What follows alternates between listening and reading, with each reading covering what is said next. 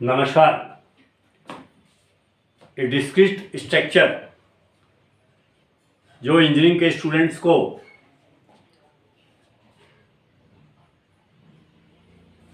पढ़ाई जाती है उसमें ये प्रोपोर्शनल लॉजिक कुछ किताबों में यूनिट 3 है, कुछ जगह ये यूनिट 2 है, कुछ किताबों में। तो अपन को इसके यूनिट पे ध्यान नहीं देना है। ये प्रोपोर्शनल लॉजिक अपन पढ़ रहे हैं यहाँ पर। प्रोपोर्शनल लॉजिक में छोटी छोटी डेफिनेशंस हैं। उसके बाद आपको कुछ टेबल हैं, ट्रुथ टेबल हैं, उनकी सहायता से कुछ स्टेटमेंट को अपन प्रूफ करेंगे। तो सबसे पहले मैं आपको ये बताऊंगा कि स्टेटमेंट क्या होता है, प्रोपोजिशन क्या होता है। स्टेटमेंट देखिए, स्टेटमेंट जैसे मैं बोलता हूं टुडे इज संडे, आज रविवार है, तो ये एक स्टेटमेंट होगा। क्यों? आपको मालूम है यदि रविवार है तो वो स्टेटमेंट ट्रू होगा। जो ट्रू होगा उसको हम टी से डिफाइन करेंगे। और सपोज अगर उस दिन रविवार नहीं है तो वो स्टेटमेंट फॉल्स होगा, उसको हम एफ से डिनोट करेंगे। तो हमारे पास एक स्टेटमेंट या तो ट्रू हो सकता है या फॉल्स हो सकता है, उसको हम प्रोपोजिशन कहते हैं। दूसरी भाषा में हम उसको स्टेटमेंट भी कहते हैं। तो देखिए लिखा है हमने इसकी definition, an statement is a declarative sentence which is true और फॉल्स बट नॉट बोथ। दोनों नहीं होगा। In other word, an statement is a declarative sentence which has a definite truth value. Truth value केवल दो ही value होती हैं, या तो ट्रू होगा या फॉल्स होगा। तो प्रोपोर्शनल लॉजिक के अंतर्गत सबसे पहले आपको मैं स्टेटमेंट की डेफिनेशन बता रहा हूं। Any statement may be true और फॉल्स, जिसका या तो वो स्टेटमेंट गलत होगा या सही होगा। ऐसे जो भी डिक्लेरेटिव सेंटेंस होंगे उनको हम क्या कहते हैं? स्टेटमेंट कहते हैं। फॉर एग्जाम्पल, हमने एक लिखा कि 3 इज ग्रेटर देन 9। अब ये या तो गलत है या सही है। देखें तो 3 कभी भी 9 से बड़ा नहीं है, तो ये गलत है। तो देखिए ये ट्रुथ वैल्यू फॉल्स होगी इसकी। हमने लिखा कि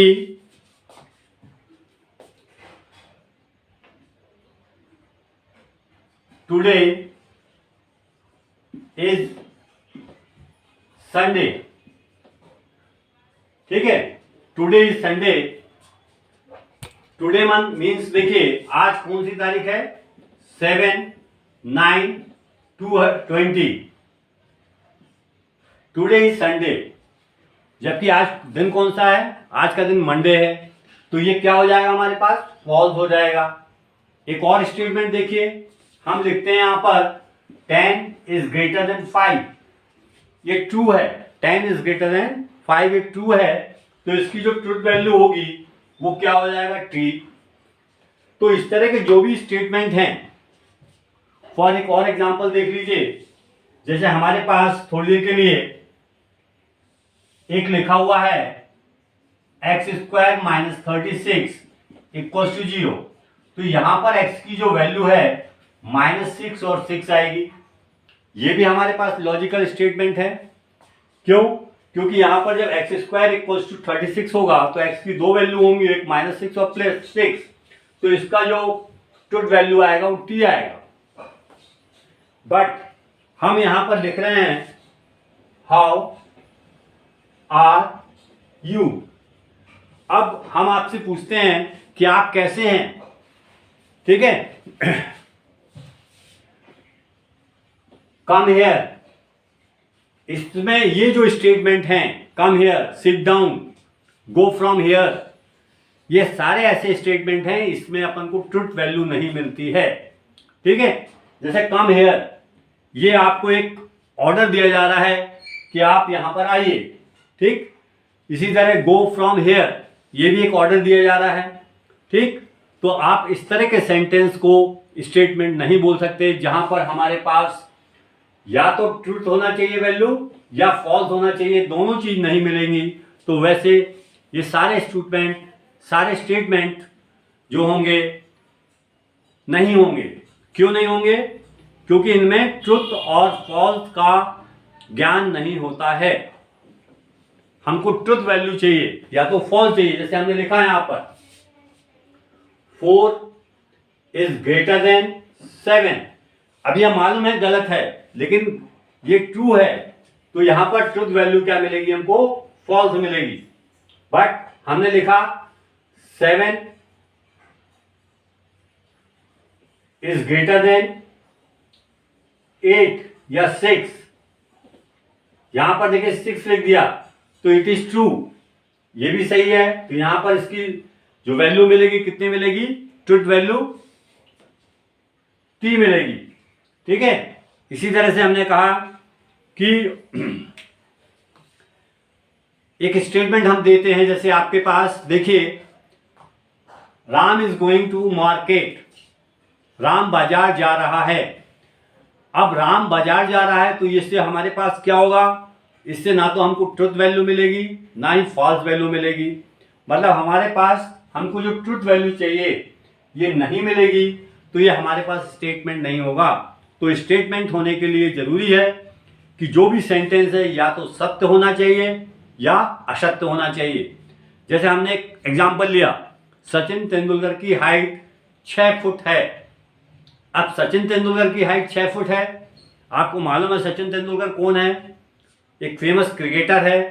ठीक है, तो उसकी हाइट 6 फुट है, ये मैं गलत बोल रहा हूं, लेकिन क्या है यहां पर ट्रुथ वैल्यू है, तो ये क्या होगा? फॉल्स होगा। मैं बोलूंगा अमिताभ बच्चन की हाइट 2 फीट है, अब ये भी गलत है, तो यहां पर जो ट्रुथ वैल्यू होगी वो क्या होगी? फॉल्स होगी।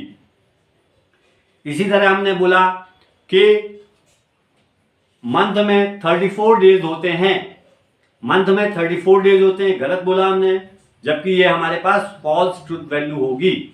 तो स्टेटमेंट जो होता है वहां पर केवल 2 ही वैल्यू का प्रयोग करते हैं, या तो ट्रू होगा या फॉल्स होगा, बट नॉट बोथ। हमने यहां पर लिखा है but not both. An statement is a declarative sentence which is true और फॉल्स बट नॉट बोथ।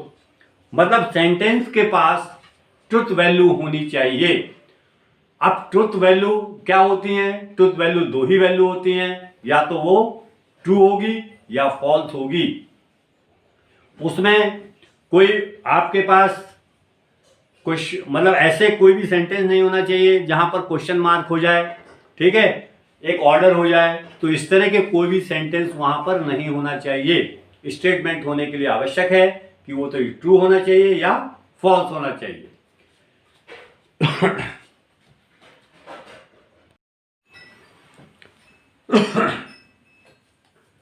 देखिए इसी क्रम में आगे लॉजिकल कनेक्टिविटीज और सेंटेंस कनेक्टिविटीज पढ़ेंगे अपन।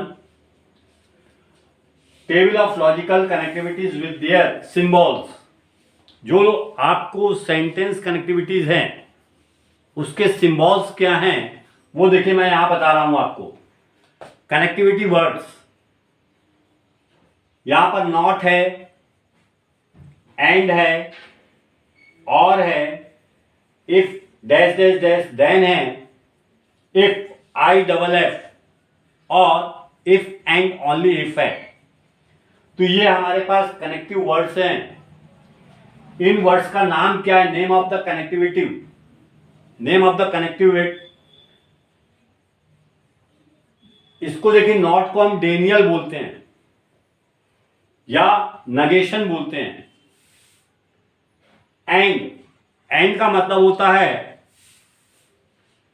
कंजक्शन, और इसको देखिए इसका साइन जो है वो कैप, ये कैप है। इससे पहले मैं आपको नॉट का बता दूं, ये नॉट का साइन है, सिंबल है, इसको ऐसे करते हैं या इस तरह से डिफाइन करते हैं।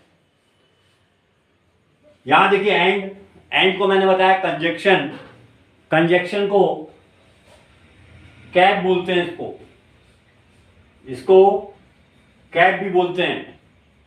यहां पर देखिए ओ आर मतलब डिसजंक्शन, इसको वी या उल्टा कैप, इसको कप भी बोलते हैं, cup.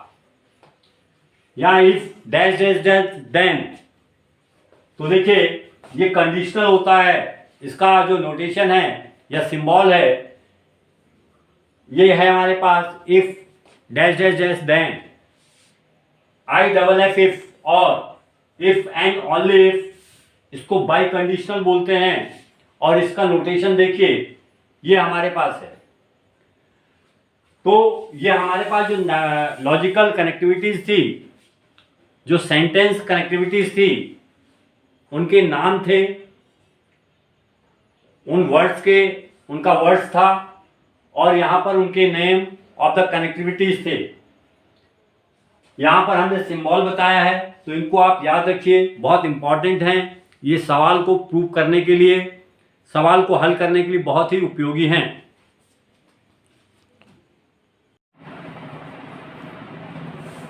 Truth table for conjunction, truth table for conjunction. देखिए वर्ड है हमारे पास कंजक्शन, अब इसका सिंबल है हमारे पास cap. Suppose P and Q are two statements, तो truth table for P cap Q, P cap Q के लिए हम एक टेबल, ट्रुथ टेबल बना रहे हैं। तो देखिए एक स्टेटमेंट है P, second statement is Q, इनका पी कैप क्यू रिजल्टेंट क्या होगा वो हम ये बता रहे हैं आपको। तो देखिए जैसे पहले स्टेटमेंट है, एक स्टेटमेंट की टू पॉसिबिलिटी होती है, या तो ट्रू होगा या फॉल्स होगा। तो यहाँ दो स्टेटमेंट है पी एंड क्यू, तो टोटल नंबर ऑफ पॉसिबिलिटीज क्या हो गई, 2 की पावर 2 इक्वल्स टू 4। तो देखिए यहाँ पर आप जैसे दो स्टेटमेंट हैं, तो दो के आधे आप ट्रू ले लीजिए, आधे फॉल्स ले लीजिए। ये कोई रूल्स नहीं है कि आप पहले ट्रू ट्रू लिख दें बाद में फॉल्स फॉल्स लिख दें। आप चाहें तो ट्रू फॉल्स फॉल्स ट्रू लिख सकते हैं, आप चाहें तो पहले फॉल्स फॉल्स ट्रू ट्रू लिख सकते हैं। तो ये मतलब किसी भी तरह से अपन यहाँ पर लिख सकते हैं। तो अपन ने यहाँ क्या किया, ट्रू ट्रू फॉल्स फॉल्स लिख दिया। अब इसके आगे देखिए एक ट्रू लिख दिया, एक फॉल्स लिख दिया, एक ट्रू लिख दिया, एक फॉल्स लिख दिया। आप चाहें तो फॉल्स लिख दे पहले, फिर ट्रू लिख दे, फिर फॉल्स लिख दे, फिर ट्रू लिख दे। तो इस तरह से देखिए जब दोनों स्टेटमेंट ट्रू होता है इन कंजक्शन, तो वो हमेशा ट्रू होगा, अदरवाइज फॉल्स होता है। अगर यहाँ पर पहला statement true, second is false, तो रिजल्टेंट जो होगा पी कैप क्यू वो फॉल्स होता है। यहाँ पर देखिए फॉल्स लिखा है, फिर ट्रू लिखा है, तो देखिए फिर क्या हुआ, फॉल्स हुआ। अब जो दोनों ही स्टेटमेंट अगर हमारे पास फॉल्स हैं, तो यहाँ पर क्या हुआ, false false equals to false. तो conjunction of two statement only in one condition true, when दोनों both statements P and Q are true. तो देखिए मैंने यहाँ लिखा P cap Q is true only in one condition, only in one condition when both statement P and Q are true, otherwise false. देखिए इन दोनों में एक भी स्टेटमेंट फॉल्स है तो वो क्या है, यहाँ पर फॉल्स है, और अगर दोनों ट्रू हैं तो ये ट्रू है। ये लॉजिकल स्टेटमेंट का एक तरह से फार्मूला है फॉर कंजक्शन। कंजक्शन के लिए ये टेबल आपको याद रखना है, इससे हम प्रॉब्लम को सॉल्व करेंगे।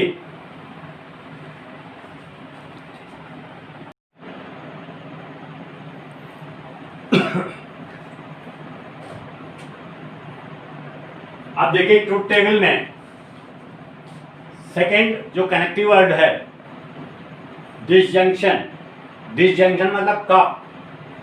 Suppose P and Q are two statements, तो truth table for P cup Q. P और क्यू हमारे पास दो स्टेटमेंट हैं, तो मैंने अभी आपको बताया कि एक स्टेटमेंट के लिए दो पॉसिबिलिटीज होती है, या तो वो ट्रू होगा या फॉल्स होगा। तो यहाँ पर दो स्टेटमेंट हैं, तो देखिए 2 की पावर 2 4 पॉसिबिलिटी होगी। तो पहले स्टेटमेंट में टोटल हमारे पास 4 पॉसिबिलिटी हुई, तो आधे ट्रू कर देते हैं हम, आधे फॉल्स कर देते हैं। तो हमने देखिए यहाँ पर 2 ट्रू कर दिए और 2 फॉल्स कर दिए। बाद में देखिए एक ट्रू एक फॉल्स, एक ट्रू एक फॉल्स कर दिया। अब यहाँ पर P cup Q true true true होता है, ट्रू फॉल्स भी ट्रू होता है, फॉल्स ट्रू भी ट्रू होता है, लेकिन फॉल्स फॉल्स होगा तो क्या होगा, यहाँ पर फॉल्स होता है। मतलब P cup Q false in only one condition, when two statement P and Q are false, both statement P and Q are false. Otherwise जितना भी होगा वो ट्रू होगा। तो ये हमारे पास डिसजंक्शन के लिए ट्रुथ टेबल था।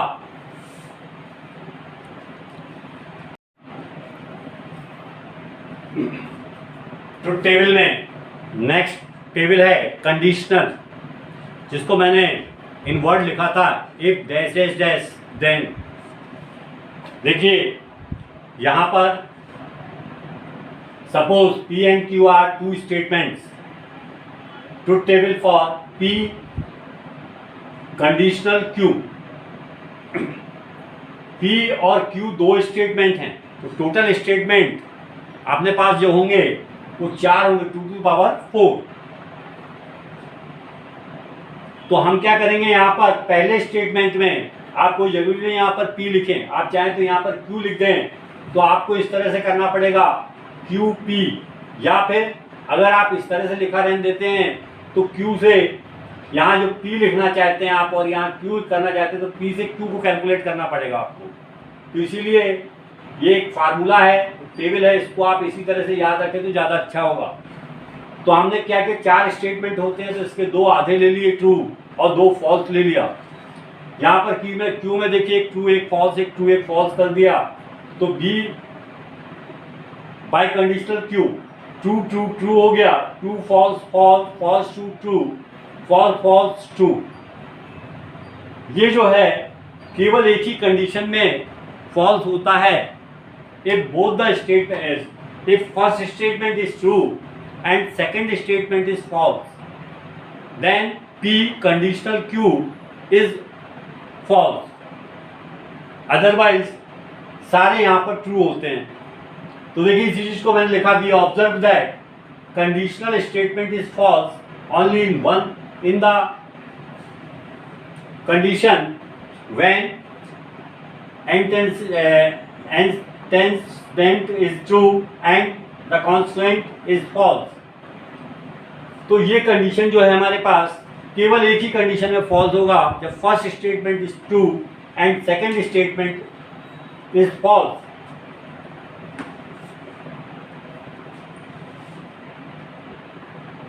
और उसकी कंडीशन यहाँ पर भी लिख दी, फर्स्ट स्टेटमेंट ये जो है antecedent is true and consequent is false, तो ये कंडीशनल क्या हो जाएगा हमारे पास, ये फॉल्स हो जाता है हमारे पास। इतना आपको ध्यान रखना है इसके।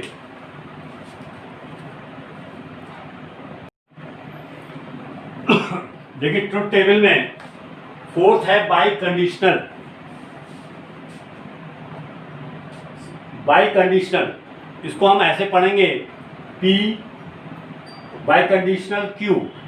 ये जो साइन है बाय कंडीशनल का साइन है, इसको बोलते हैं इफ एंड ओनली इफ।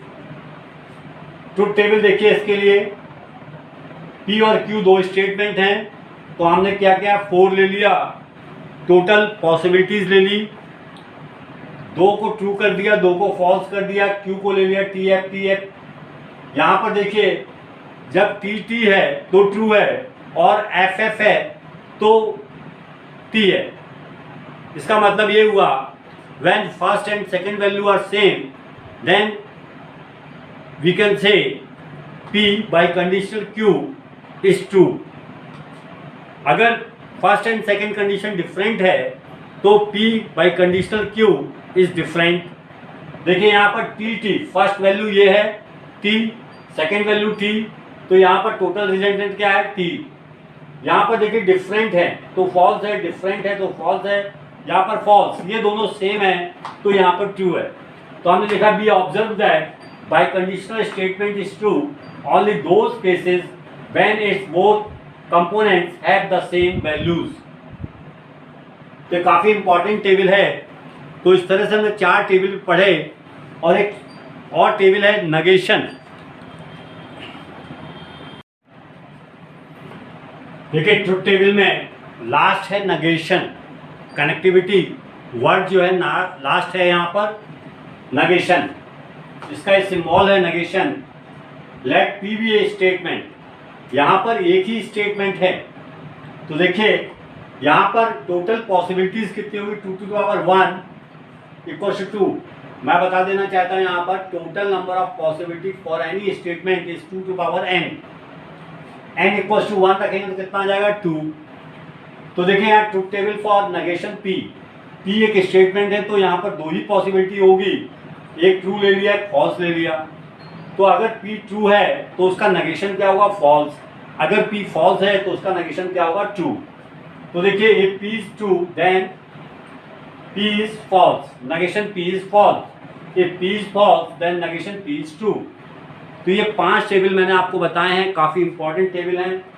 ये एज ए फार्मूला है फॉर लॉजिक स्टेटमेंट के यूनिट में। फिर पोजीशन के लिए ये सारे फार्मूले हैं हमारे पास, इन 5 फार्मूले को आप पढ़िए, अपन नेक्स्ट टाइम इसकी प्रॉब्लम को सॉल्व करेंगे।